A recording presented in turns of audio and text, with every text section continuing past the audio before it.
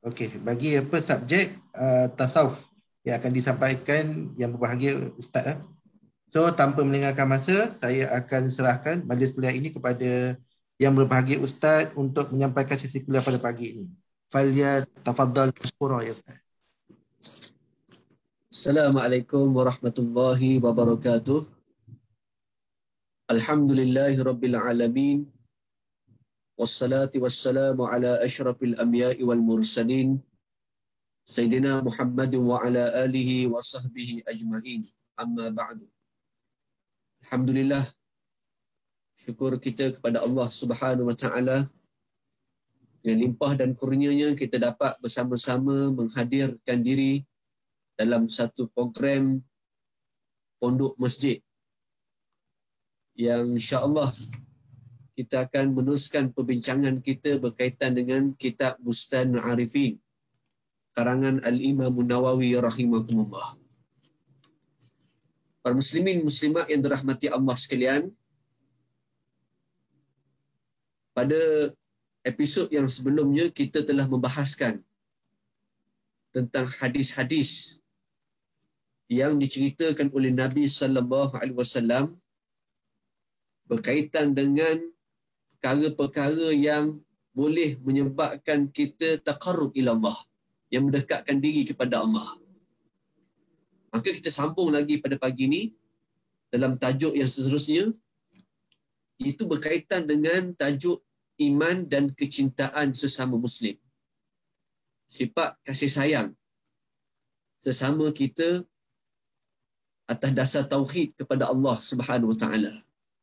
Pada muka surat 29. Kalau buku terjemahannya buku surat 29, hadis yang menceritakan tentang iman dan kecintaan sesama manusia. InsyaAllah kita akan dengar hadis ni. Kita akan tengok pada pagi ni. An Abi Hamzah Anas bin Malik radhiyallahu ta'ala anhu khadim Rasulillah sallallahu alaihi wasallam qala la yu'minu ahadukum hatta yuhibba li akhihi ma yuhibbu li nafsihi. Muttafaqun alaih. Artinya, daripada Anas bin Malik radhiyallahu anhu, khadam Rasulullah sallallahu alaihi wasallam bersabda, baginda bersabda, tidak beriman seseorang di antara kamu sehingga ia mencintai bagi saudaranya apa yang ia cintai untuk dirinya sendiri. Hadis yang diriwayatkan oleh Imam Bukhari dan Imam Muslim. Hadirin muslimin dan muslimat yang dirahmati Allah sekalian, hadis ini sangat ringkas. Pendek hadis ni. Tapi memberi maksud yang sangat besar yang menceritakan berkaitan dengan iman dan hubungan dengan kasih sayang. Rupanya sifat kasih sayang ni dia ada hubungan dengan iman. Maka kita akan tengok satu persatu apa yang disebut oleh Nabi SAW tentang hadis ni. Hadis ni diriwayatkan oleh Abi Hamzah Anas bin Malik radhiyallahu ta'ala anhu. Cuba tengok perkataan Abi Hamzah. Abi Hamzah ni disebut sebagai kunyah, nama panggilan. Sebab tu kalau tuan-tuan tengok dalam kitab Bustanul Arifin ni, kebanyakan yang meriwayatkan hadis sahabat-sahabat Nabi, dia menggunakan nama kunyah. Contohnya Abu Hurairah radhiyallahu anhu, itu nama kunyah. Siapa dia lagi? Abi Muhammad Hasan bin Ali disebut sebagai Abi Muhammad, itu disebut kunyah. Siapa dia lagi? An Amirul Mukminin Abi Hafs Umar ibn Khattab disebut sebagai Abi Hafs. Itu semua adalah salah satu daripada nama panggilan yang menjadi sunnah Nabi SAW. Disebutkan sebagai kunyah, nama panggilan. Sebab itu kunyah ini merupakan satu panggilan yang dimulakan dengan perkataan Abu. Abu, iaitu merujuk kepada bapa. Ataupun Ummu, itu ibu. Merujuk kepada perempuan. Maknanya kunyah ni dia merujuk kepada nama ke atas seorang ayah ataupun ibu. Dan kebiasaannya kunyah ini digunakan kepada anak-anak. Anak yang sulung, yang paling tua. Sebab tu kalau kita ada anak yang sulung, nama dia Hakimi, contoh. Maka ayah ni nama dia, dikunyahkan nama dia Abu Hakimi. Itu Abu Hakimi, itu di antara nama panggilan. Dirujuk kepada anak yang sulung. Bahkan seseorang tu juga boleh menggunakan kunyah itu kepada sesuatu benda ataupun haiwan. Boleh. Satu benda ataupun haiwan. Sebagai contohnya, seorang sahabat Nabi, iaitu yang digelar sebagai Abu Hurairah radhiyallahu anhu. Abu Hurairah yang bermaksud dengan bapa kepada kucing. Nama panggilan, bapa kepada kucing. Kerana Abu Hurairah ni, dia suka kepada kucing. Maka digelar sebagai Abu Hurairah. Perkataan kunyah ini menyebabkan melahirkan sifat kasih sayang. Lahir sifat menggembirakan manusia, hati manusia dengan panggilan yang tersebut. Maka menyebabkan ini adalah satu perkataan yang sangat baik. Bahkan menjadi sunnah kepada Nabi SAW.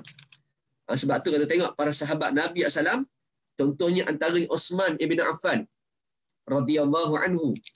Osman mempunyai 3 nama panggilan kunyah. Yang pertama Abu Amr, itu juga dinamakan sebagai Sayyidina Osman, kunyah dia. Abu Abdullah, yang ketiga Abu Layla. Ini semua kunyah kepada Sayyidina Osman. Begitu juga sahabat-sahabat Nabi yang lain, Abu Darda radhiyallahu anhu, yang mempunyai 2 orang isteri. Maka isterinya digelar sebagai yang pertama Ummur Darda Al-Kubra. Isteri yang kedua Ummur Darda As-Surra. Dinamakan begitu, kunyah. Kunyah, nama panggilan yang melahirkan sifat kasih sayang. Sebab hadis yang kita baca pada pagi ini menceritakan tentang sifat kasih sayang yang berhubungan dengan iman kepada Allah Subhanahu Wa Taala. Hadirin yang dirahmati Allah sekalian, sebab tu disebut dalam satu hadis yang diriwayatkan oleh Abu Daud. Hadis sahih. Di antaranya, satu hari Aisyah radhiyallahu anha pernah mengadu kepada Nabi sallallahu alaihi wasallam. Beliau menyatakan, wahai Rasulullah, semua sahabat ni mempunyai panggilan, nama panggilan. Sahabat-sahabat Nabi ada nama panggilan. Maka Aisyah dia nak nama panggilan dia. Lalu kata Nabi SAW, faqtani bi ibniki Abdillah. Kata Nabi, maka gelarlah panggilan dirimu dengan nama anak saudaramu. Itu anak kepada kakak dia. Siapa dia kakak Aisyah? Itu Asma binti Abu Bakar. Asma mempunyai anak, nama dia Abdullah bin Zubair. Maka disandarkan kunyah itu kepada anak saudara. Anak saudara pun boleh, tak ada masalah. Ini yang dilakukan kepada Aisyah radhiyallahu anha apabila ditanya kepada Nabi sallallahu alaihi wasallam. Maknanya kunyah ini adalah satu perkara yang kebaikan. Kemudian kunyah ini biasanya diletakkan pada anak yang sulung yang kita sebut tadi, pada anak yang paling tua. Sebab tu kisah yang disebut dalam hadis yang diriwayatkan oleh Abu Daud, yang mana seorang sahabat Nabi Hani radhiyallahu anhu, bahawa Rasulullah sallallahu alaihi wasallam pernah bertanya kepadanya saat ketika mana ingin menukar nama dia. Nama dia Abu Hakam. Nabi nak tukar. Lalu Nabi tanya, "Fama laka minal walad?" Adakah kamu ni mempunyai anak? Lalu kata dia, "Qala li." Aku ada anak. Yang pertama Syuraih. Yang kedua Muslim. Yang ketiga Abdullah. Ada 3 orang anak. Lalu kata Nabi SAW, Nabi tanya, "Faman akbaruhum?" Siapakah yang paling tua sekali? Yang paling tua, yang paling sulung. Qultu, aku kata Syuraih. Nabi kata sahabat Syuraih. Anak yang sulung ialah Syuraih. Qala fa anta Abu Syuraih. Maka aku namakan pada kamu nama Abu Syuraih. Nabi namakan kepada dia Abu Syuraih. Abu Syuraih. Ini hadis yang diriwayatkan oleh Abu Daud, hadis sahih. Menceritakan tentang bagaimana Nabi SAW menamakan para sahabat dengan nama anak yang sulung, yang tua. Cuma kat Malaysia ni jarang kita jumpa orang yang letak nama sebagai begitu, jaranglah. Sedangkan dia adalah satu sunnah. Sunnah yang paling mudah untuk kita amalkan. Contohnya dalam status WhatsApp, status dalam Facebook kita, dalam Instagram, kita letak nama kunyah kita. Sandarkan kepada nama kunyah dengan niat kita untuk mengikuti sunnah Nabi SAW. Bahkan nama-nama begitu boleh melahirkan sifat kasih sayang. Bila kita panggil nama dengan nama panggilan yang baik, yang seperti mana yang diajar oleh Nabi SAW. Bahkan bagi orang yang belum berkahwin, dia tak ada anak, tapi dia nak dapat kunyah ataupun nama panggilan juga, boleh, tak ada masalah. Bahkan kalau orang tu dah berkahwin tapi tak ada anak, tapi dia nak nama panggilan kunyah tu, maka dibolehkan, tak ada masalah. Sebab itu berlaku kepada pengarang kitab kita ni, iaitu kitab Bustan Arifin ni, Al-Imam Nawawi rahimahullah. Yang mana Imam Nawawi rahimahullah, di antara nama kunyah ni, nama gelaran ni ialah Abu Zakaria. Abu Zakaria. Ini gelaran kepada Imam Nawawi, nama panggilan dia. Sedangkan Imam Nawawi ni, bila kita dah belajar itu episod sebelumnya, yang mana Imam Nawawi ni dia tidak berkahwin. Dia tak pernah berkahwin, tapi dinisbahkan kepada Abu Zakaria. Maka pernah berlaku pada sahabat Nabi SAW. Sayyidina Umar ibn Khattab radhiyallahu anhu bertanya kepada Suhaib radhiyallahu anhu. Sebab Suhaib ni dia tak ada anak. Lalu Sayyidina Umar tanya, Sayyidina Umar pelik, mengapa kamu digelar sebagai Abu Yahya? Suhaib ni digelar sebagai Abu Yahya, sedangkan kamu ni tak ada anak. Jawab Suhaib dalam hadis yang diriwayatkan oleh Imam Ibn Majah, kata Suhaib, kannani Rasulullah sallallahu alaihi wasallam, Rasulullah SAW telah memberi gelaran panggilan nama kepada aku bi Abi Yahya, dengan nama Abu Yahya. Rasulullah sendiri yang meletakkan kunyah nama kepada Suhaib radhiyallahu anhu. Sebab tu dalam kitab Al-Mawsu'ah Al-Fiqhiyah Al-Kuwaitiyah menyatakan bahawa hukum kunyah ini adalah satu sunnah. Disebut dalam kitab Mawsu'ah Al-Fiqhiyah, sunnah kepada Nabi SAW, bahkan kita semua, untuk kita meletakkan sebagai nama kunyah pada nama panggilan seseorang tu. Kerana ia boleh menimbulkan sifat mesra dan sifat kasih sayang antara kita semua. Bahkan juga dibincangkan oleh para ulama, bukan setakat itu saja, boleh kita memanggil anak yang bukan anak kita.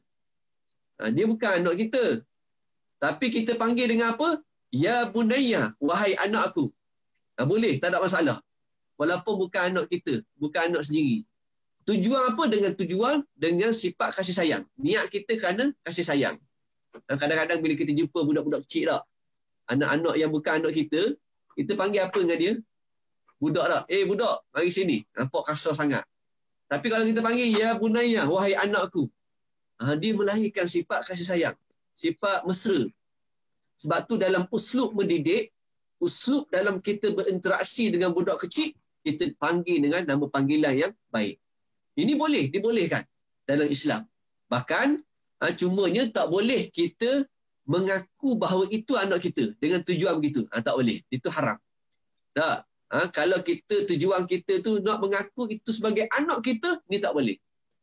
Islam membenarkan setakat kita untuk dengan tujuan untuk merapatkan diri kita dengan dia, dengan sifat kasih sayang. Jadi dipanggil dengan nama anakku, walaupun bukan anak kita sendiri. Dalilnya pernah diceritakan dalam satu hadis oleh Anas bin Malik radhiyallahu anhu. Anas bin Malik ni yang kita baca hadis ni lah. Hadis yang berkaitan dengan beriwayat tentang cerita berkaitan dengan sifat kasih sayang ni. Anas bin Malik pernah menceritakan hadis yang diriwayatkan oleh Imam Muslim. Kata Al-Anas, qala li Rasulillah sallallahu alaihi wasallam, Nabi SAW pernah berkata kepada aku, ya bunayya, wahai anak aku. Sedangkan Anas bin Malik ni bukan anak Nabi, tapi Nabi panggil dia, ya bunayya, wahai anakku. Hadis ni direkodkan dalam hadis riwayat Imam Muslim. Untuk kenapa? Itulah sifat kasih sayang tu, untuk mesra bersama dengan masyarakat yang lain, khususnya kepada anak-anak yang kecil. Anak yang kecil. Dan bahkan juga apabila kita sama seusia, hak tu yang tadi budak kecil, yang ini umur yang sama, seusia, umur sama kan, kena molek lahir pada bulan yang sama, hari yang sama, sama usia, sama umur, maka boleh juga kita panggil dia dengan memanggil panggilan akhi. Wahai akhi, akhi ni maksud dia saudara lelaki. Saudara lelaki. Maknanya hubungan yang macam adik-beradik. Padahal kita bukan adik-beradik, tapi umur yang sama, serupa. Dengan tujuan untuk ingin berkasih sayang. Maka perbuatan tersebut menjadi mustahab, sunat, mendapat pahala. Dapat pahala. Kita panggil orang dengan panggilan-panggilan begitu. Dan seperti mana yang diajar oleh Nabi SAW. Ini disebut dalam kitab Minhaj, syarah Imam Muslim. Saat bila membahaskan tentang bagaimana panggilan-panggilan kepada orang yang kita nak panggil. Hadirin muslimin dan muslimat yang dirahmati Allah sekalian, bahkan Nabi SAW sendiri ada nama kunyah, nama panggilan. Itu Abu Qasim. Apa dia nama kunyah Nabi SAW? Abu Qasim. Kadang-kadang orang panggil ya Rasulullah. Orang panggil dengan nama pangkat. Kadang-kadang ada orang kalau nak marah pada Nabi, dia sebut ya Muhammad. Dia sebut nama tu. Ya Muhammad.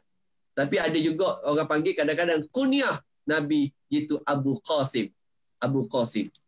Ini panggilan pada Nabi SAW. Pernah berlaku dalam peristiwa. Dalam hadis yang diriwayatkan oleh Imam Bukhari, kana Nabi sallallahu alaihi wasallam fi suq. Satu hari Nabi SAW berada di pasar. Tiba-tiba ada seorang lelaki, faqala rajul. Seorang lelaki, dia memanggil nama Nabi. Ya Aba Qasim. Hey Aba Qasim. Wahai Abu Qasim. Tiba-tiba faltafata ilaihi Nabi sallallahu alaihi wasallam. Tiba-tiba Nabi berpaling kepada dia. Sebab orang panggil nama dia kan, Nabi palinglah. Faqala, lalu orang tu kata, innama da'autu hadha. Lalu orang tu kata, aku maksudkan orang ni yang aku panggil Abu Qasim ni bukan kamu wahai Rasulullah. Nama orang lain. Dia sama juga nama kunyah. Tapi dia pakai kunyah Nabi SAW. Aku maksudkan itu bukan kamu wahai Rasulullah, tapi orang lain. Aku panggil ni. Tiba-tiba faqala Nabi sallallahu alaihi wasallam, Nabi tegur dia. Nabi kata apa? Sammu bi ismi. Berilah nama dengan nama aku. Kalau ada nama anak, letak nama Muhammad. Nabi suruh letak nama Muhammad. Beri dengan nama aku. Wala takannau bi kunniyati. Jangan kamu memberi kunyah seperti mana kunyah aku. Nabi larang ambil nama Abu Qasim ni letak kepada panggilan orang lain. Nabi tegur orang ni sebab letak nama sama macam nama panggilan kunyah Nabi SAW. Ulama berbincang tentang perkara ni. Adakah boleh ataupun tak boleh? Berlaku khilaf ulama. Di sana dalam kitab Fathul Bari menyatakan bahawa yang dimaksudkan dengan larangan Nabi SAW untuk meletakkan kunyah Abu Qasim ini hanya khusus saat ketika mana Nabi hidup. Saat Nabi hidup, tak boleh. Tapi sekarang ni Nabi dah wafat, dah meninggal dunia. Maka, kata dalam kitab Fathul Bari, maka boleh kita menggunakan nama kunyah Abu Qasim. Siapa nama anak dia Qasim, ayah dia digelar sebagai Abu Qasim. Boleh, tak ada masalah. Kerana apa? Nabi SAW sudah wafat. Larangan di situ hanya saat ketika mana Nabi hidup. Sebab orang takut salah faham, keliru. Sebut Abu Qasim ni merujuk kepada Nabi SAW. Okey. Bahkan ini juga pandangan jumhur salaf, fuqaha dan ulama-ulama yang lain, termasuk juga Al-Imam Nawawi rahimahullah, yang menyatakan boleh kita mengkunyahkan seseorang itu dengan nama Abu Qasim. Boleh. Ini pandangan Imam Nawawi yang disebut dalam perbincangan tentang berkaitan dengan kunyah, nama panggilan. Baik, muslimin dan muslimat yang dirahmati Allah sekalian, itu disebut, sebab itu jangan pelik bila kita baca hadis ni disebut sebagai Abi Hamzah. an Abi Hamzah. Itu kunyah kepada Anas bin Malik radhiyallahu anhu. Dan kita sambung lagi. An Abi Hamzah Anas bin Malik radhiyallahu ta'ala anhu, khadim Rasulullah sallallahu alaihi wasallam. Dia adalah seorang khadam kepada Nabi sallallahu alaihi wasallam.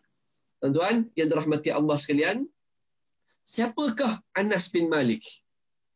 Siapa dia Anas bin Malik? Anas bin Malik ni disebut oleh pengarang kitab Mustafa Abdul Rahman dalam penulisan kitab dia. Anas bin Malik ni dia seorang sahabat Nabi yang terkenal menjadi khadam, pembantu dan berkhidmat kepada Nabi SAW hampir dekat 10 tahun berkhidmat. Ini jasa kebaikan Anas bin Malik radhiyallahu anhu. Sebab tu disebut sebagai khadimur Rasul, khadam kepada Nabi. Dalam hadis disebut khadimur Rasul, itu khadam kepada Nabi SAW. Bahkan ada satu cerita yang begitu masyhur tentang Anas bin Malik ni. Hebat cerita dia. Tentang bagaimana Nabi SAW perlu berdoakan kepada Anas bin Malik. Satu doa yang cukup hebat. Tuan-tuan boleh beramal dengan doa ni. Doa Nabi SAW pada Anas bin Malik. Di antaranya dalam hadis yang diriwayatkan oleh Imam Bukhari. Dan disyarahkan dalam hadis tu, para ulama menyatakan anna Nabiyya sallallahu alaihi wasallam zara yauma Sulaim. Sesungguhnya Nabi SAW satu hari dia pergi ziarah Sulaim. Sulaim, Nabi pergi melawat Sulaim. Wahia Ummu Anas bin Malik radhiyallahu anhuma. Siapa dia Sulaim ini? Sulaim ni ialah ibu kepada Anas bin Malik radhiyallahu anhuma.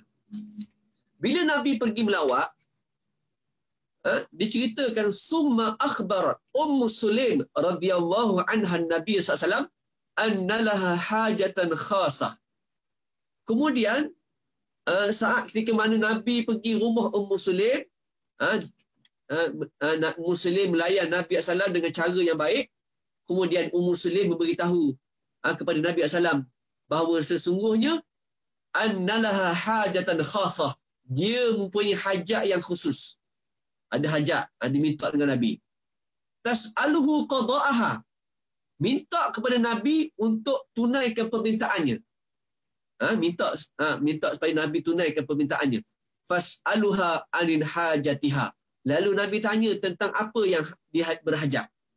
Lalu fazakarat lahu banaha Anasan. Lalu cerita tentang hajatnya, menyebut kepada anaknya, itu Anas. Dia hajat dia suruh minta kepada anak dia.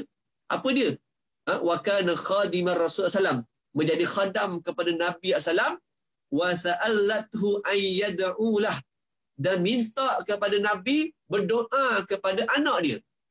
Rupa dia minta Nabi, hajat dia apa dia? Minta doa kepada Nabi sallam kepada Anas bin Malik radhiyallahu anhu. Maka fakana mimma da'alahu sallallahu, maka Nabi doa kepada Anas bin Malik annahu qal, dengan satu doa. Ini satu doa yang cukup hebat, tuan-tuan. Allahumma, Nabi doa, Allahumma zurkuhu malan wa waladan. Ya Allah, kau rezekikan harta dan anak. Wa barik lahu, dan berkatilah bagi dia. Pendek doa ni. Tuan-tuan boleh beramal. Tentang berkaitan dengan rezeki. Tentang berkaitan dengan anak keturunan. Tentang keberkatan dalam hidup. Pendek doa.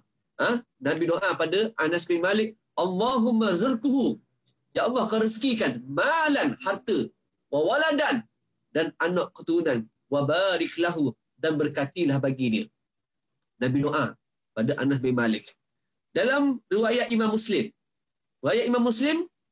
Allahumma akhsir,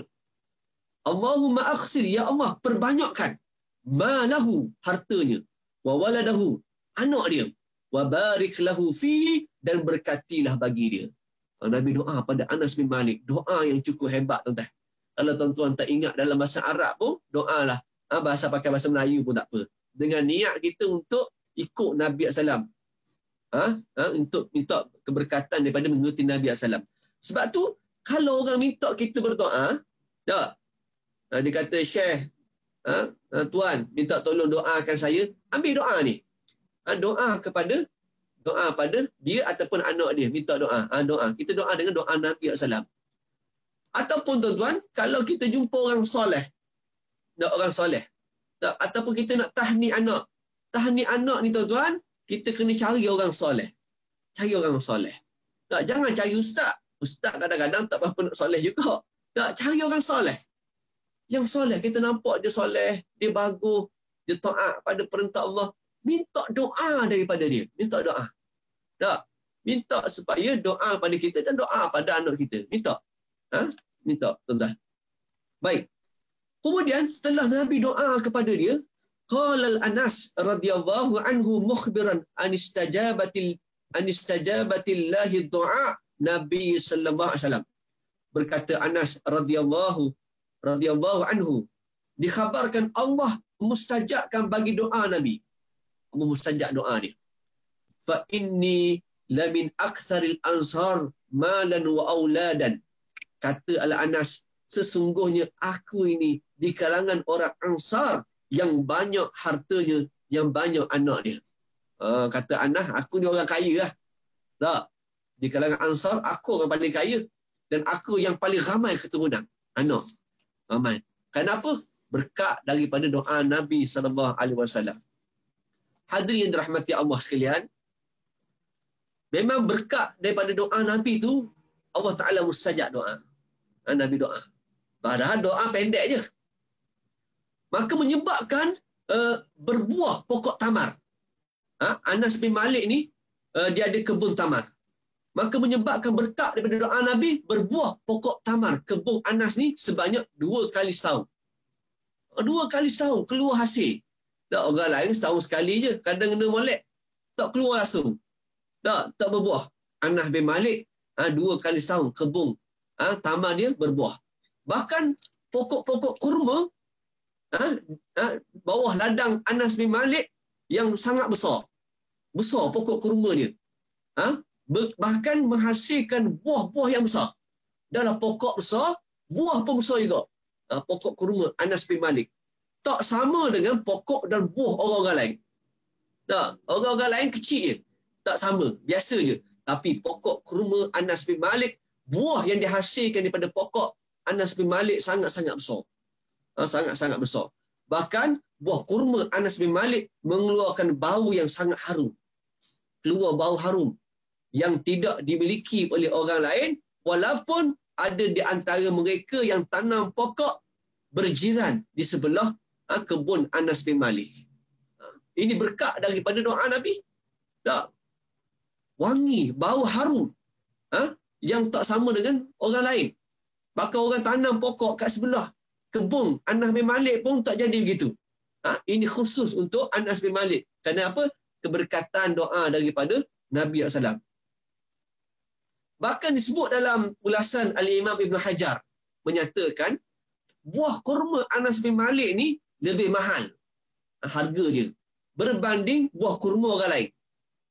Kurma orang lain tak berapa nak mahal mana. Tak, biasa je. Tapi buah kurma Anas bin Malik mahal. Kenapa? Kerana saiz yang sangat besar dan bau yang sangat harum. Kira sedap ni Pak Anas bin Malik. Tu kenapa Nabi doa kepada Anas bin Malik. Doa berkat. Nabi kata, Allahumma zukhu malan. Ya Allah, kau rezekikan harta. Memang berkat doa Nabi, maka makbulkan doa. Kebun tamar Anas bin Malik sangat subur. Yang kedua, Nabi doa kepada dia, wawaladan. Rezekikan pada anak dia. Anak. Perbanyakkan anak dia. Disebut dalam riwayat menyatakan, anak dan cucu keturunan Anas bin Malik hampir dekat 100 orang. Bahkan dalam riwayat yang lain menyatakan lebih daripada 100 orang. Ramai tuan-tuan. Anak dan cucu dia. Hampir dekat lebih 100 orang. 100 orang lebih. Orang ramai tuan-tuan. Kita paling ramai cucu pun berapa orang tuan? 40 orang. Tak, 30 orang. Anas bin Malik lebih banyak. Berkat daripada doa. Yang ketiga, Nabi doa kepada dia keberkatan hidup dia. Yang menyebabkan umur Anas bin Malik panjang umur dia. Panjang. Sehingga disebut dalam satu ayat menyatakan hampir dekat 99 tahun umur dia. 99 tahun. Bahkan setengah riwayat menyatakan hampir dekat 200 tahun hidup dia. Anas bin Malik. Panjang umur dia.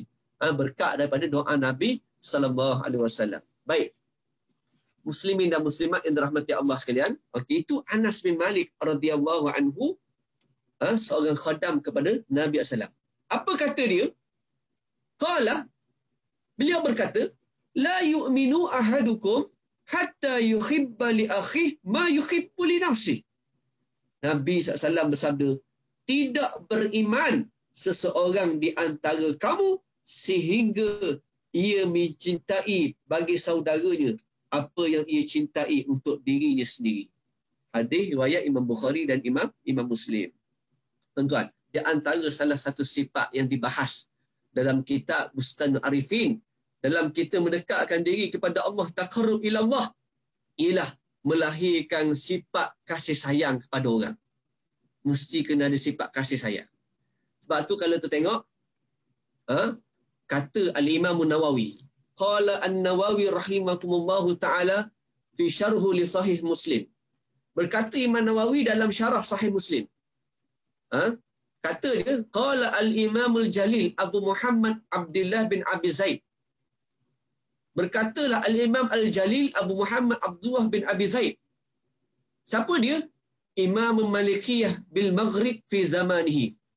Seorang imam mazhab di kalangan mazhab Imam Malik yang duduk di Maghribi. Pada zamannya telah berkata. Imam Nawawi menakalkan pandangan seorang ulama Al-Imam Jalil Abu Muhammad Abdullah bin Abi Zaid. Seorang ulama di kalangan mazhab Maliki yang duduk di Maghribi. Pada zamannya telah menyatakan, apa kata dia? Jama'u adabul khair yatafarra' minal arba'atul ahadis. Kata dia, telah terhimpun adab-adab kebaikan itu bercabang daripada 4 hadis ni. Hebat tuan-tuan, hadis ni. Tuan-tuan, ulama kata dia salah satu daripada 4. 4 apa? Cabang daripada cabang kebaikan. Besarlah makna dia. Apa 4 hadis tu? 4 hadis ni asas utama cerita berkaitan dengan adab. Maka daripada 4 hadis inilah maka lahirlah adab-adab yang lain. Maknanya haknya yang paling penting dari sudut adab ni 4 hadis ni. 4 perkara yang sangat penting. Apa dia hadis tu? Semua 4 hadis ni disebut oleh Imam Nawawi dalam kitab dia, dalam kitab Bustanul Arifin ni. Ya, insya-Allah kita akan cuba belajarlah dari semasa ke semasa tentang hadis-hadis ni. Apa dia? Hadis yang berkaitan dengan man kana yu'minu billahi wal yaumil akhir falyakul khairan aw la yasmut. Hadis yang pertama, barang siapa yang beriman dengan Allah dan hari akhirat, maka hendaklah dia bercakap dengan kebaikan ataupun berdiam diri. Itu hadis yang pertama. Ini cerita berkaitan dengan adab, akhlak, tasawuf. Bagaimana kita nak menjaga percakapan. Ini hadis yang pertama. Yang kedua, min husnil Islam mar'i tarkuhu ma la yughni. Daripada kecantikan Islam seseorang itu ialah meninggalkan perkara-perkara yang tidak memberi manfaat kepada diri dia. Tinggalkan perkara yang tidak bermanfaat. Ini disebut oleh Imam Nawawi dalam kitab hadis Bustanul Arifin. Di antara cara untuk kita dekatkan diri pada Allah, tinggalkan perkara yang tidak bermanfaat. Yang ketiga, tentang bagaimana Nabi mewasiatkan tentang seorang sahabat Nabi, la tarda, jangan kamu marah mengikut hawa nafsu. Mengarah mengikut hawa nafsu. Hawa nafsu ni marah. Yang ketiga. Yang keempat, la yu'minu ahadukum hatta yuhibba li akhihi ma yuhibbu li nafsihi. Tidak beriman seseorang kamu sehingga ia mencintai saudaranya sebagaimana ia mencintai dirinya sendiri. Rupa-rupanya hadis ni termasuk juga dalam bab perkara asas kebaikan yang sangat besar. 4 perkara yang kita baca pada pagi ni. Penting rupanya hadis yang kita baca ni. Baik. Muslimin dan muslimat yang dirahmati Allah sekalian. Maka disebabkan 4 hadis ni, kata Al-Imam Al-Jalil Abu Muhammad Abdullah, wala'alla hadha huwa satr fil ikhtiyarun Nawawi rahimakumullahu ta'ala ahadil ahadis. Maka atas sebab demikianlah, maka inilah rahsia mengapa Imam Nawawi memilih keempat-empat hadis ni dalam kumpulan hadis. Rupanya Imam Nawawi dia masukkan 4 hadis ni dalam kitab dia. Bustanul Arifin ni, 4 hadis ni. Kita akan jumpa. Banyak hadis-hadis lagi. Tapi 4 hadis ni cerita berkaitan dengan asas tentang kebaikan. Ada adab kebaikan. Wa qala Al-Jurdani. Berkata Al-Jurdan. Inna hadzal hadis qa'idatu minal qawaidil Islam. Hadis ni adalah merupakan kaedah daripada kaedah-kaedah ajaran Islam. Satu kaedah ajaran Islam yang diajar kepada kita semua, tuan-tuan. Muslimin dan muslimat yang dirahmati Allah sekalian. Kemudian, untuk kita lebih faham tentang hadis ni, tuan-tuan kena tengok dari sudut lughatul hadis. Tentang istilah hadis yang digunakan oleh Nabi sallallahu alaihi wasallam. Cuba kita tengok. Yang pertama, apa kata Nabi? Perkataan yang pertama, qala la yu'minu. Itu maksudnya tidak beriman. Apakah yang dimaksudkan tidak beriman? Para ulama menyatakan yang dimaksudkan di situ ialah al-imanun kamil. Iaitu iman yang sempurna. Maksudnya tidak sempurna iman seseorang. Itu maksud dia. Bukan kata orang tak kasih pada orang lain, tak sayang pada orang lain, tak beriman terus. Tak. Kalau tak beriman terus jadi kafir lah pula.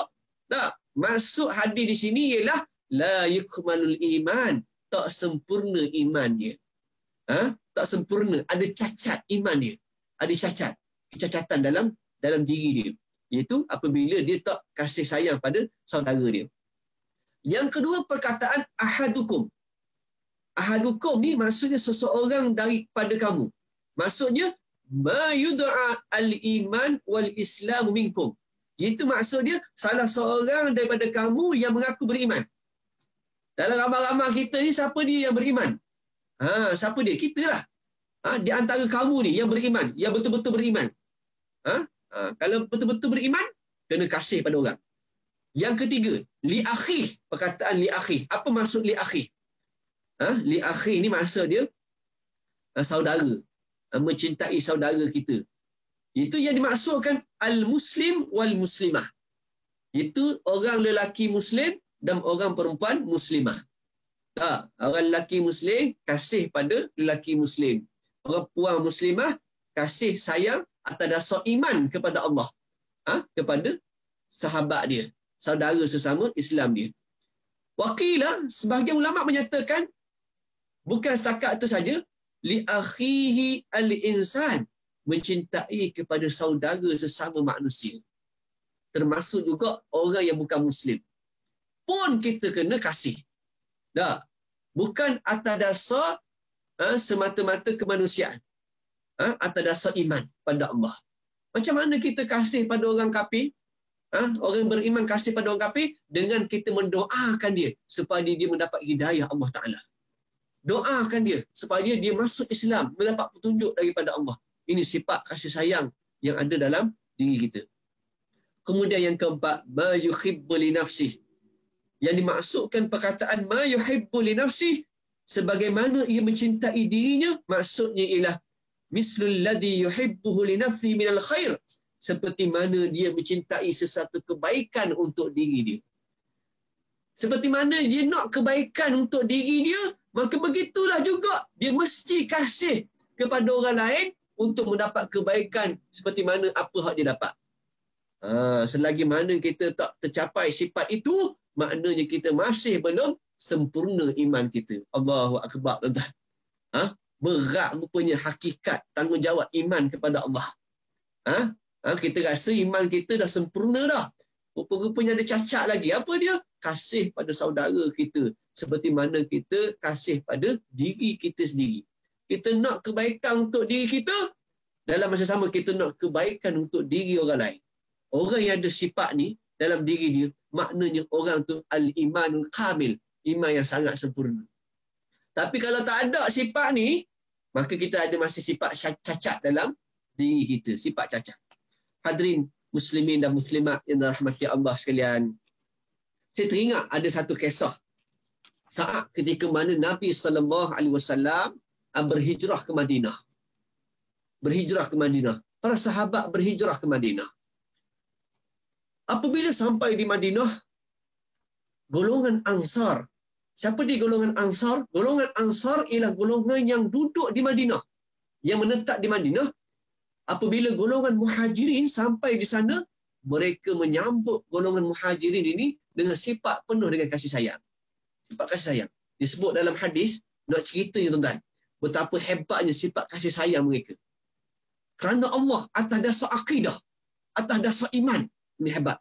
Imam Bukhari meriwayatkan tentang bagaimana tentang sifat kasih sayang golongan Ansar terhadap golongan Muhajirin. Kisah bagaimana Sa'ad bin Abi Rabi'. Siapa dia Sa'ad bin Abi Rabi'? Sa'ad bin Abi Rabi' ini adalah golongan Ansar, duduk di Madinah. Bila sampai golongan Muhajirin, antaranya Abdul Rahman bin Auf. Abdul Rahman bin Auf golongan Muhajirin yang berhijrah pada Mekah ke Madinah. Bila sampai, Sa'ad bin Abi Rabi' mari jumpa. Pergi jumpa, lalu dia nak bantu Abdul Rahman bin Auf. Kata dia, wahai Abdul Rahman bin Auf, aku ni adalah orang Ansar yang terkaya. Aku ni orang Ansar, banyak harta, kaya aku ni. Mari kita bahagikan harta. Kita bagi dua. Ini sebut dalam hadis riwayat Imam Bukhari.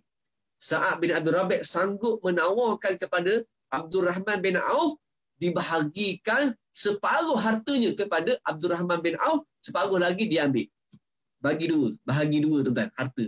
Oh, hebat tuan-tuan. Orang kaya bagi separuh harta pada Abdul Rahman bin Auf. Separuh lagi dia ambil. Boleh tuan-tuan, kita buat macam tu. Tuan-tuan. Berat kita nak buat. Gaji kita RM4,000. Contoh, gaji kita RM4,000. Contohlah. Separuh gaji kita tiap-tiap bulan, separuh tu RM2,000 bagi ke orang yang susah. Sekarang ni kan musim COVID, ramai yang susah. Separuh gaji tu kita bagi pada orang susah. Separuh lagi RM2,000 kita belanja. Rasa-rasa kita boleh buat tak? Berat juga dah. Sebab itulah harta kita. Sa'ad bin Abi Rabi' dia sanggup bagi separuh harta dia. Dia orang kaya, separuh harta dia. Mu ambil separuh, aku ambil separuh. Tiba-tiba Abdul Rahman bin Auf menolak. Tak terima. Tak apalah. Dia tak terima. Sa'ad bin Abi Rabi' tak puas hati lagi. Tawar harta pun tak nak. Tiba-tiba Sa'ad bin Abi Rabi' nak tolong juga. Dia kata beginilah. Wahai Abdul Rahman bin Auf, aku ni ada 2 orang isteri. 2 orang isteri. Pilih mana yang kamu berkenan. Mana yang kamu nak. Nescaya aku akan ceraikan dia. Kamu sebut kepada aku mana yang kamu nak. Aku akan ceraikan dia. Kamu boleh kahwin dengan dia. Oh, hebat tuan-tuan. Hebat. Ini bahasa iman. Bahasa iman. Orang yang bercakap macam ni tak boleh bercakap melainkan orang tu ada iman yang sangat kokoh dalam diri dia. Sanggup menawarkan kepada Abdul Rahman bin Auf yang mempunyai dia ni ada 2 orang isteri, sanggup pilih mana satu yang kamu nak, aku ceraikan dia, kamu boleh kahwin dengan dia. Dengan niat untuk bantu golongan Muhajirin itu, Abdul Rahman bin Auf dia beri bantuan. Ceraikan isteri. Tuan-tuan. Kalau kita tuan-tuan dengar juga kita tau. Tu pun kalau ada orang 4 orang isteri pun belum tentu boleh buat. 4 orang isteri dia kahwin, 4 orang isteri, isteri pertama, isteri kedua, isteri ketiga, isteri keempat. Ni kalau bab-bab ni biasa orang puan marah. Ni cuma cerita saja. Contoh kalau orang tu ada 4 orang isteri. Kita nak tawar satu isteri, kita ceraikan dia, pergi ke sahabat kita yang susah ni. Nampak kesian sangat Haji ni. Duduk lama sangat, 40 tahun, 50 tahun tak ada orang jaga makan minum dia. Seorang diri dalam rumah. Jadi ginilah Haji. Hamba ada 4 orang isteri. Contoh. Haji ambil isteri hak pertama. Hamba ceraikan dia. Isteri pertama. Tuan-tuan, kita sebut isteri pertama. Hak yang Sa'ad bin Abi Rabi' tak payah sebut. Dia kata, mu pilih mana yang kamu nak. Isteri pertama. Hamba ambil isteri pertama. Isteri nombor 4 tak boleh sebab isteri nombor 4 baru kahwin semalam. Tak boleh. Isteri nombor 4 tak boleh. Isteri pertama tak apa. Tuan-tuan, tu kita tuan-tuan. Ini contohlah tuan-tuan nak cerita. Mana Sa'ad bin Abi Rabi' bagi pilihan mana kamu nak. Ini iman yang ada dalam diri mereka ni. Maka Abdul Rahman kata, apabila ditawarkan harta, ditawarkan isteri, apa kata Abdul Rahman bin Auf? Semoga Allah memberkati kamu, diri kamu, isteri kamu dan harta kamu. Semoga Allah berkati. tunjukkan aku kepada mananya tempat pasar. Abdul Rahman minta kepada Sa'ad bin Abdul Rabi', kat mana pasar? Sebab Abdul Rahman ni dipandang berniaga, businessman.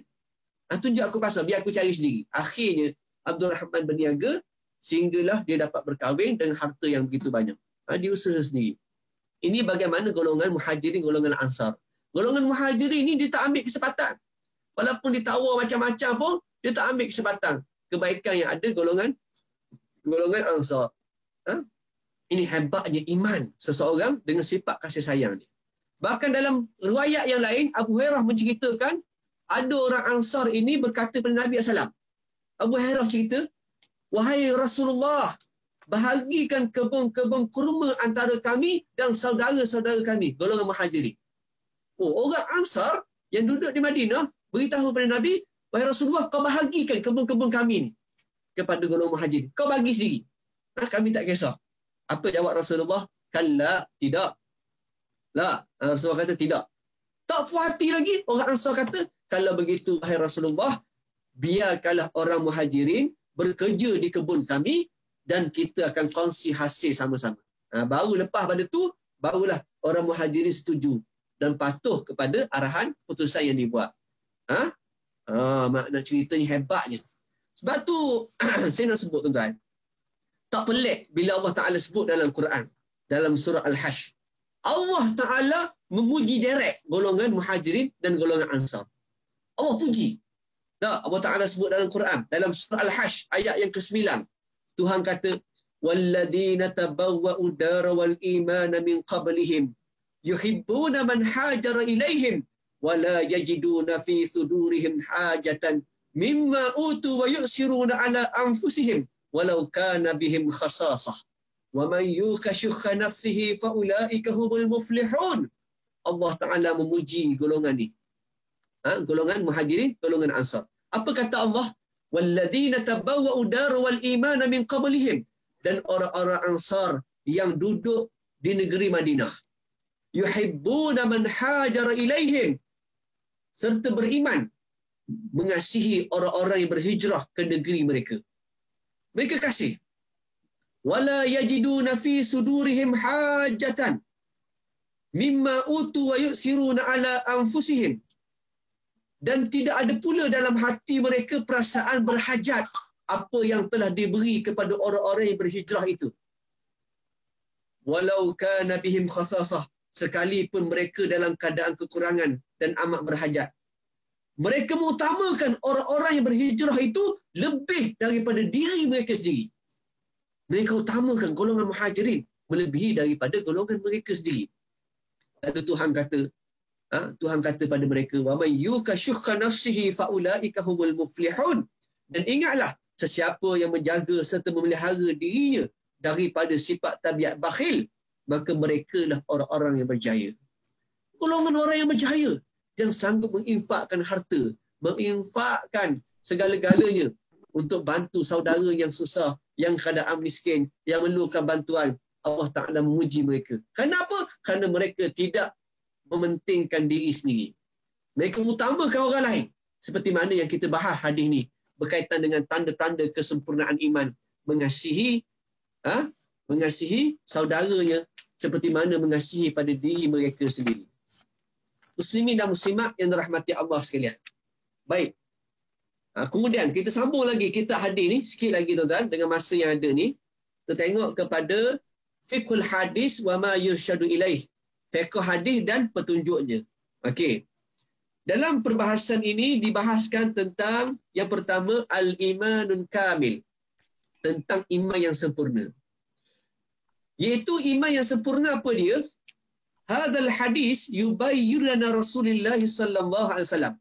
Dalam hadis ni Rasulullah SAW menjelaskan kepada kita annal iman la tursahu jazurahu fil nafsi. Sesungguhnya iman tidak akan tertanam kuat dalam jiwa manusia. Wala yatamakkanu minal qalbi wala yukmalu fi sadril muslim. Dan tidak akan bertempat kukuh dalam hati dan tidak menjadi sempurna dalam dada seseorang muslim. Illa, melainkan. Tuan-tuan, kalau tuan-tuan nak tanam iman yang kuat dalam jiwa, nak suruh iman kukuh dalam hati, menjadi sempurna dalam diri seseorang Muslim. Apa kata ulama ketika mana mensyarahkan hadis ini?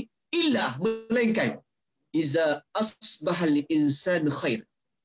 Apabila insan itu menjadi seorang yang sangat baik. Ba'idun anil ananiyah. Jauh daripada sifat keakuan. Ananiyah. Nak jadi manusia yang baik, yang jadi iman yang sempurna, yang pertama dia kena jadi manusia baik. Manusia baik, bagaimana jadi manusia baik? Jauh daripada sifat ananiyah, sifat keakuan. Apa akuan ini? Sifat penting diri sendiri. Tak cara orang lain. Tak kisah pada orang lain. Ananiyah. Ba'idan, kena jauh. Wal haqdu wal karahiyatu wal hasad. Kena jauh daripada sifat busuk hati. Busuk hati. Kebencian wal karahiyah, kebencian. Wal hasad, sifat dengki. Dengki. Kena jauh pada sifat-sifat ni. Fala yuhibbu linnas illa misla ma yuhibbu li nafsi. Maka tidaklah mencintai seseorang itu manusia melainkan dengan apa yang dicintai untuk dirinya sendiri. Kalau kita ni buang sifat-sifat yang kotor dalam hati, dalam masa sama kita mencintai orang lain seperti mana kita cintai diri kita. Minas salamati minas syarri wal adha. Dari bentuk keselamatan diri berlakunya kejahatan dan kesakitan. Makna kalau kita tak nak kejahatan, keburukan kepada diri kita, begitulah kita mengharapkan pada orang lain supaya dia selamat juga daripada keburukan dan kejahatan. Orang yang ada sifat ini, sifat mementingkan orang lain, kasih pada orang lain, itu tanda-tanda ada iman yang sempurna. Iman yang sempurna. Sebab tu bahayanya kalau kita ada penyakit hasad. Hasad. Apa dia hasad, tuan-tuan? Kita bahas sikit lagi, tuan-tuan. Kalau sempatlah dengan masa yang ada ni. Apa dia hasad? Hasad ni dalam bahasa Arab, dalam bahasa Melayu, dengki. Hasad, bahasa Arab, dengki bahasa Melayu. Tapi orang kita, dia pakar belaka dua-dua. Hasad, dengki. Faham belaka dua-dua. Tak apalah. Tak kisah. Macam kita pergi Mekah, pergi Mekah, kita kata Bukit Jabal Uhud. Bukit Jabal Uhud. Bukit lagi, Jabal tu bukit dah. Kita capu habis. Tak apa. Bahasa Arab Melayu tak kisah. Janji orang faham sudah. Baik. Imam Nawawi kata, ketika mana menyebut dalam hadis ni, Imam Nawawi menyatakan bahawa siapa yang tidak mencintai saudara dia sebagaimana ia cinta kepada dirinya sendiri. Siapa yang tak ada perasaan kasih pada orang, tak ada perasaan kebaikan pada orang, tak ada perasaan untuk supaya orang selamat daripada bahaya, keburukan, maka tak ada perasaan begitu, maka kata Imam Nawawi rahimahullah, maka dia sudah terjangkit dengan sifat dengki. Rupa-rupanya dia adalah seorang pendengki. Dalam diri dia ada sakit dengki, penyakit dengki rupanya. Tertanam sifat dengki. Siapa yang tak ada kasih pada orang, ada dengki. Dengki ni, tuan-tuan, saya nak sebut bahaya dengki ni. Dengki Nabi sebut dalam hadis riwayat Abu Daud, Nabi kata iyyakum wal hasad. Jauhilah kamu daripada sifat hasad ni, sifat dengki ni. Kenapa? Fa innal hasad ya'kulul hasanat. Kerana dengki itu boleh menghapuskan amal-amal kebaikan. Boleh merosakkan amal kebaikan.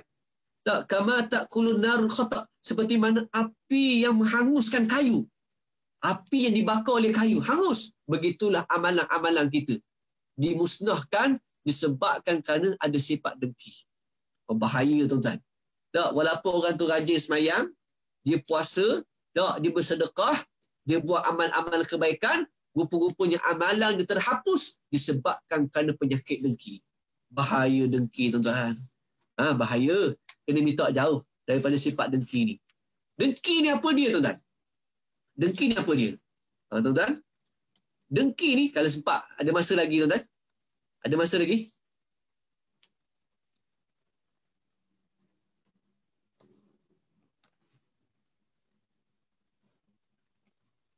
Okey, sikit lagi Okey, dengki ni kata Imam Ghazali. Tuan-tuan, kita cek balik hati kita ni. Okey, baik, ada sikit lagi. Baik. Imam Ghazali menyatakan penyakit dengki itu ada 3 peringkat. 3 peringkat. Cuba kita scan balik hati kita ni. Ada tak 3 peringkat ni?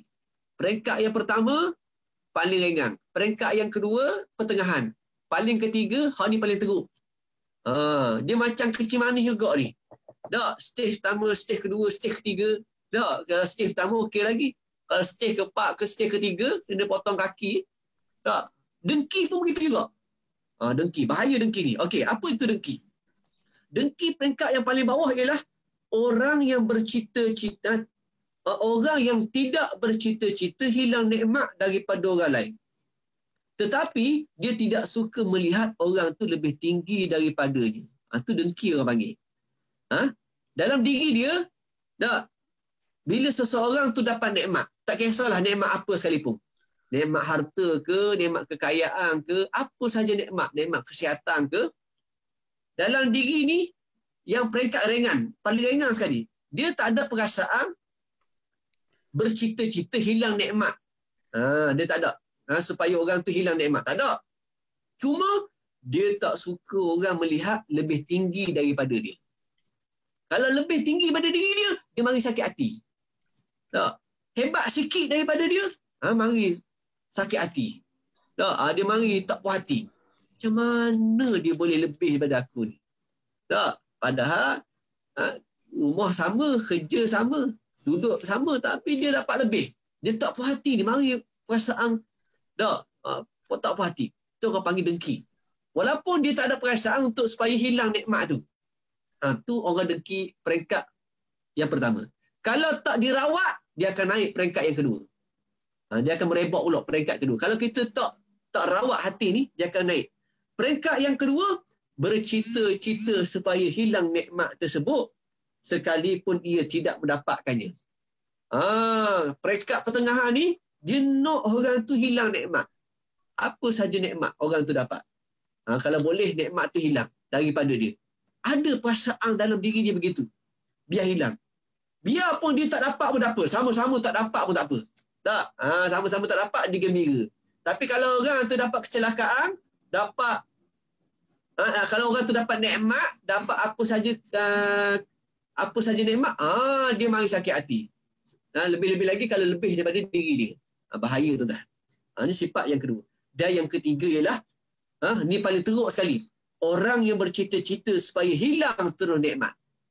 Kalau orang tu dapat nikmat, kalau boleh dia nak dalam hati dia, biar hilang nikmat tu.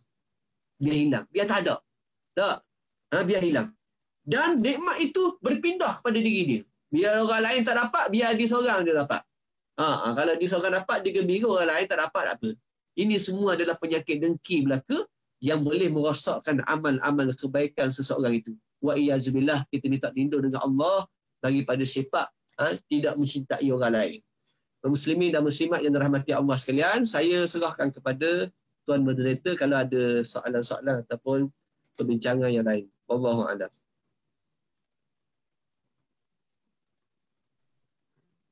Okey, buat masa ni siapa nak bertanya boleh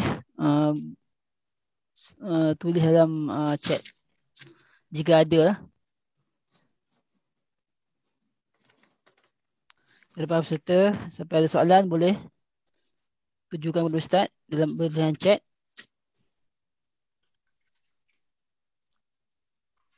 Jika tiada, saya serah Ustaz untuk menutup lah. Okey, penutup. Baik. Okay. Untuk penutup yang terakhir ni tuan-tuan, ini dah disebut oleh Imam Nawawi. Hadis yang kita bahas pada pagi ni itu pentingnya sifat kasih sayang. Apabila seseorang tu tak kasih pada orang, tak sayang pada orang, akan lahir sifat dengki. Sifat dengki. Sebab tu bahaya dengki ni ialah menyebabkan merosakkan amal kebaikan. Bahkan bahayanya dengki ni kepada orang yang dengki. Tak? Orang yang dengki kepada kita pun bahaya juga. Kita tak dengki dengan orang, tapi orang dengki dengan kita. Itu pun juga bahaya. Sebab tu Tuhan cerita dalam surah Al-Falaq. Minta lindung daripada orang yang dengki dengan kita. Kita tak dengki pun, tapi orang dengki dengan kita. Apa dia? Wa min syarri hasidin iza hasad. Dan daripada kejahatan orang yang dengki apabila dia melakukan dengki. Bila dia melakukan dengki, dia boleh hantar santau. Tak? Kadang-kadang orang berniaga dengan orang berniaga. Tak? Nampak kedai ni untung sikit, orang ni tak untung. Santau terus. Bagi bankrupt. Ni bahayanya perasaan, penyakit orang yang dengki kepada kita. Orang yang dengki dengan kita. Sebab tu minta lindung dengan Allah daripada penyakit dengki ni. Bahkan dengki ni juga tuan-tuan, dia adalah penyakit pada asas sejak azali lagi. Apa dia? Saat ketika mana kisah anak Nabi Adam alaihissalam. Apa dia? Habil dan Qabil. Habil dan Qabil. Watlu alaihim naba abna Adam bil haq. Bacakanlah kamu ke atas mereka berkenaan berita dua anak Nabi Adam. Iz qarraba qurbanan fatuqbila min ahadihima wa lan yutaqabbal min akhar. Cerita tentang kedua anak Nabi Adam dengan kebenaran. Ketika mana keduanya melaksanakan ibadah korban. Sekejap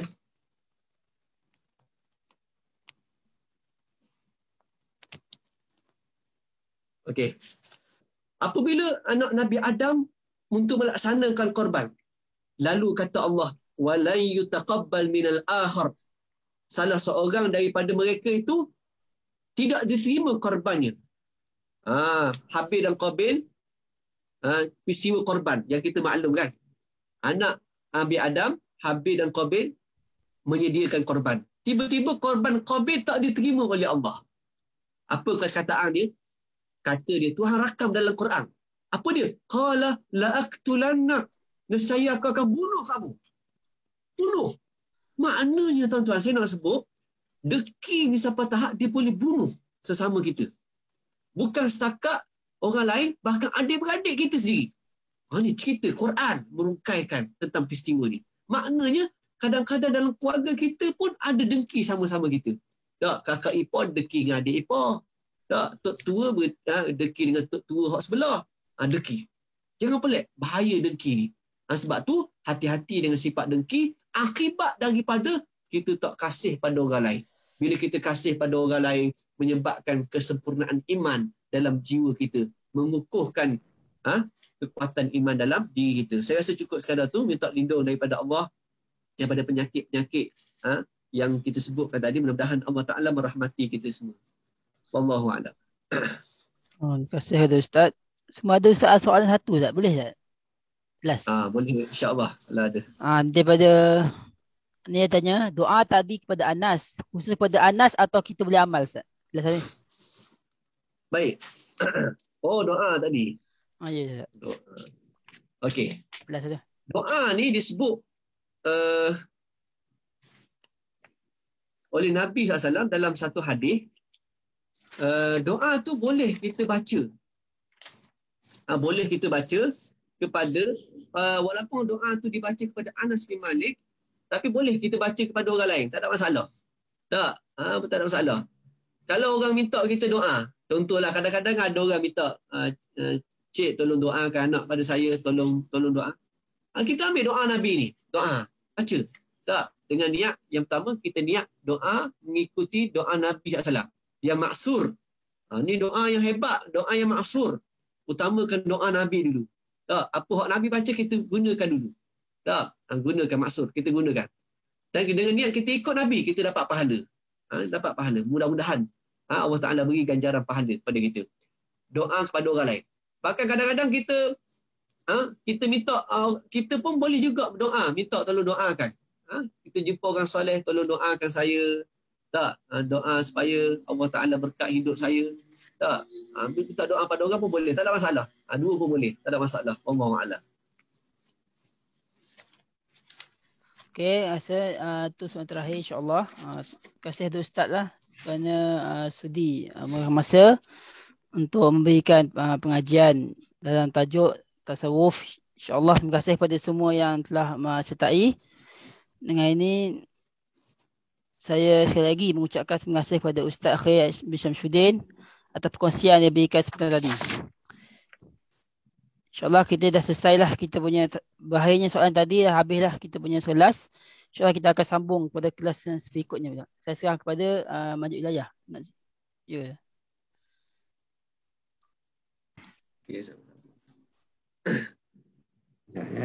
Okey. Assalamualaikum warahmatullahi wabarakatuh. So dengan berakhirnya perkongsian daripada Ustaz Muhammad Mahir Syamsuddin, maka berakhirlah sesi kuliah kita yang terakhir untuk minggu ni Ustaz. So minggu depan ada lagi, dengan tajuk yang berlainan. Minggu depan saya tak pasti. Tasawuf ada tak? Kita berselang seminggu Ustaz Ya. Okey, kita berselang seminggu. Kita tengok dulu. Jangan tajuk. Okey. Apa? Okey. Apa ya, saya akan untuk pengetahuan tuan-tuan dan puan-puan semua, seminggu tu. Sesi kuliah ini sudah direkodkan dan akan diletakkan dalam grup FB sedikit lagi. Sekian, wabillahi taufiq wa hidayah. Wassalamualaikum warahmatullahi wabarakatuh. Waalaikumsalam warahmatullahi wabarakatuh.